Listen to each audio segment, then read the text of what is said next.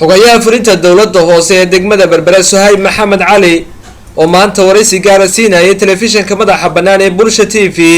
ee ka hadlay waxqabadyadii ugu muhiimsanaa ee wiirgala dowladda hoose ee degmada Berbera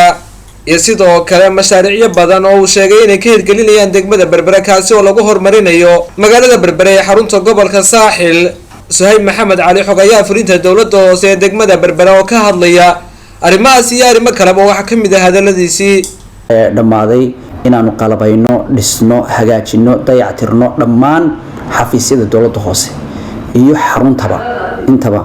oo arkaysan runtii dhowr bilood ka hor siday ahayd xarunta dowladda hoose iyo maanta siday tahay bilicda iyo muuqaalka wanaagsan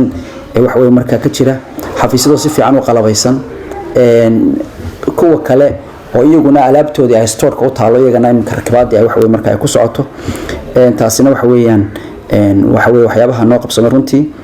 marmarkan faraha badan aan dhignay xarunta gudaheeda isaguna kamid ah dib u habeynta saldhigga wada jir oo burbur ah runtii oo aan waxba laga qaban ilaa iyo tan intii aynu wadanka soo galnay oo gidaaradiisu ay ood ahaayeen muxuu ahaa albaab aan lahayn meelo ay askartu ama dambiyada lagu baaro aanu jirin gobolada iyo degmooyinka dalka oo aanu sanadkan iyada aan muxuu ahaayay ka hirgelinay degmada oo socda aan isagu wali dhamaanin waxa weeyaan habkii drainage systemka magaaladu waa magaalo ku taala xeebeeda zero levelka ayay wax weey marka ay ku taala aad bay u hooseysaa waxa ku hareeraysan boorihii silsilada golis oo afka ku soo haya kuwaas oo duxyo fara badan wax weey marka ay ku soo jihaysan yihiin magaalada xilliyada roobaadkana dad badan ka soo rogmadaan oo waxyeelaha hantida